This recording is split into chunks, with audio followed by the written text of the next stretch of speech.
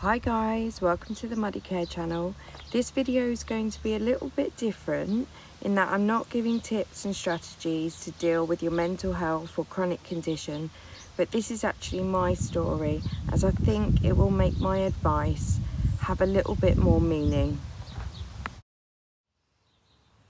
So during my mid-20s, I started getting period pain that seemed to be severe, much worse than it was before, and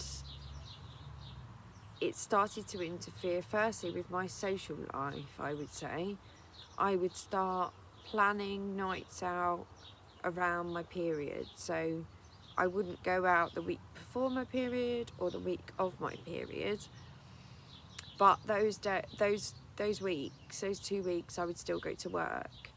And it got to the point where I used to feel when I ovulated, because I used to get a lot of ovulation pain, which they will also say is normal, but often is not. So as soon as that ovulation pain started and I ovulated, my mood would go, and then the pain would start. And I would just get to work and sit in that chair, going to the toilet every half an hour to change my sanitary towel and tampon, because I needed to wear both, in agony. I think what made me truly believe there was nothing wrong was when an ambulance was called. I was in so much pain, and this had been happening quite a few times, and this was the first time that I was terrified. I was in that much pain. I was taken to the local hospital. They talked about taking my appendix out. They kept me in for a week.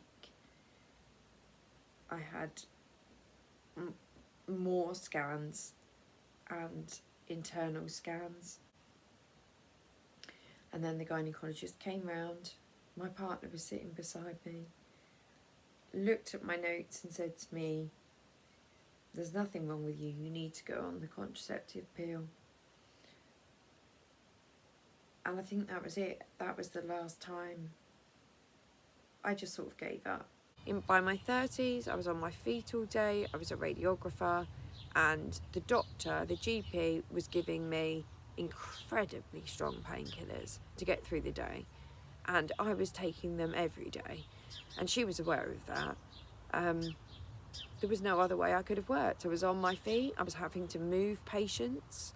In the end, I said to myself, I can't do this, so I had to go back to an admin job. After studying for years in my 30s for a degree in radiotherapy, I had to go back to admin.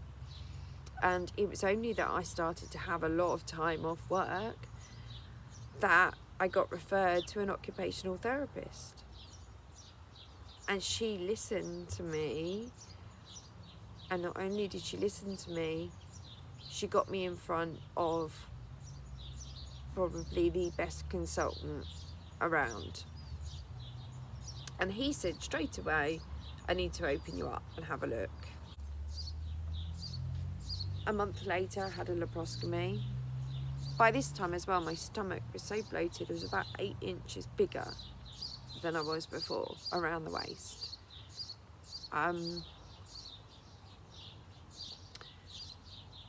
Results day, I was just expecting exactly the same. I was expecting him to say, "No, nothing wrong." But he was shocked by how red and sore it was in there, and my fallopian tubes had ballooned out so big that he could barely make out my ovaries.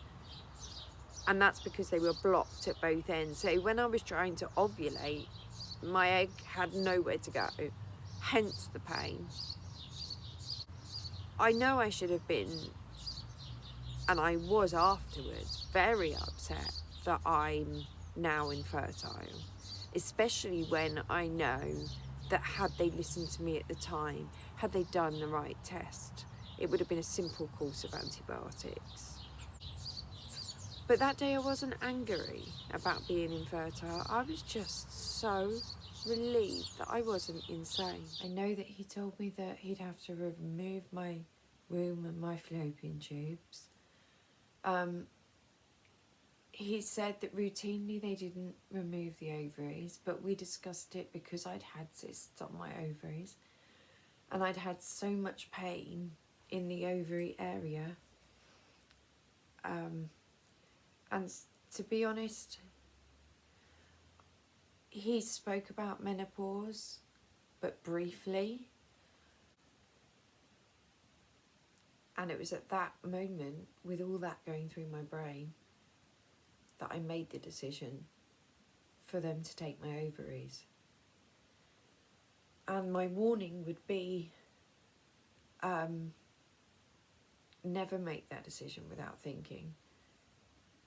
Never underestimate the menopause. Not enough people talk about the menopause. I was 36 when I had that hysterectomy. Within a year, I felt like I was 70. I woke up from that hysterectomy a different person, and I've never, ever got back to feeling how I felt before that. It could have gone differently. I could have said I wanted to keep my ovaries. I believe there's about a 50% chance that even when they do a hysterectomy and leave your ovaries, that 50% chance that they may stop working anyway. But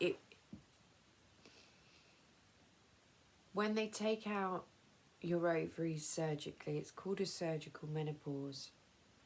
And when ladies go through the menopause, the average is 51.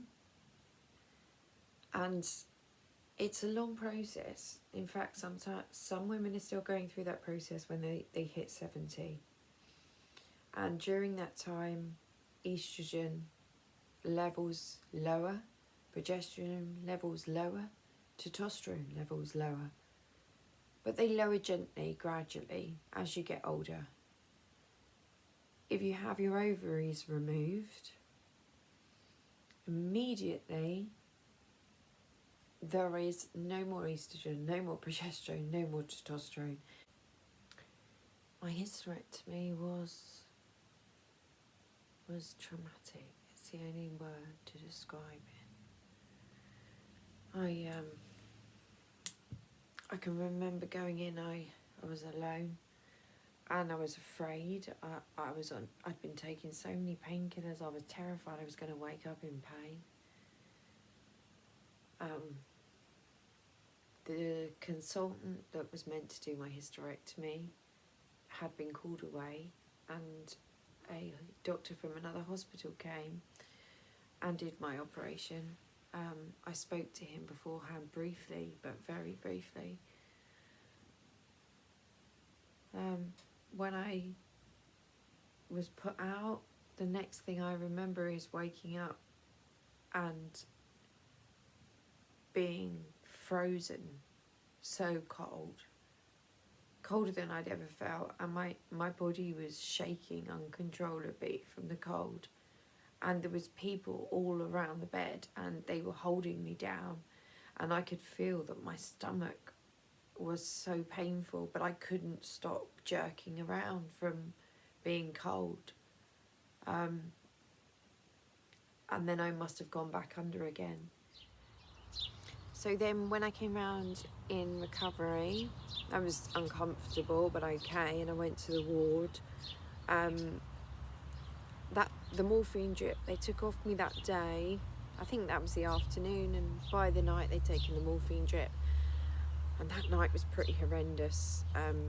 Walking was painful, but they wanted you to get up and moving the next day, and as soon as you were able to empty your bowels and empty your bladder, you could go home.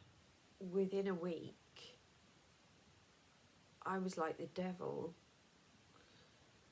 The menopause kicked in so quickly. So here I am, just having a hysterectomy, needing support, needing help. I lived in a 3rd floor flat, so there was no way I could get up and down the stairs. And because I was menopausal, I was horrible to be around, I expect, because my partner left within a couple of weeks. They gave me a very small dose of HRT, but very, very tiny, not enough for someone who was 36 years old. So I was on my own, menopausal, obviously starting to struggle with my mental health, body's just had the shock of surgery, and my poor daughter was going through her A-levels at the time, doing her exams, and she needed to do really well because, bless her, she's gone to uni, she's fantastic, but she needed good grades, and I went a bit crazy, as a lot of women do when they go through the menopause, but it was very sudden. So eventually she decided she was going to stay at her dad's until she went to uni, which was extremely sad for me and took me a very long time to come to terms with. Empty nest syndrome is another thing that is very barely talked about.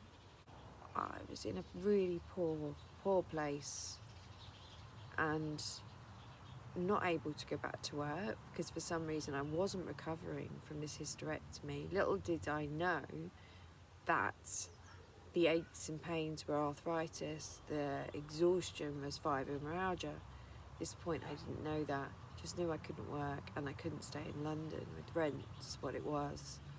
So I packed up and I moved to Wales. I packed up from London and moved to this beautiful country, which I now love.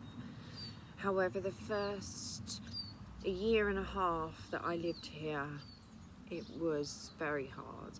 I'd left my friends obviously behind. I had no family here. I didn't know anyone. And basically I was in a severe depression. And the only time I left the house was to go to the hospital. Within 6 months of being here, I saw a rheumatologist. I wasn't surprised about the inflammatory arthritis diagnosis. I knew I had early onset osteoarthritis in my knees anyway, so I knew what it felt like and I could see the swelling. But the fibromyalgia diagnosis was a complete shock, and it took me a long time to accept it. And of course you need to accept what is before you can manage what is. Thanks for staying with me and staying with my story. More videos to come, and I will be sharing exactly how I am now managing my chronic illnesses and how I have come to some peace with my mental health.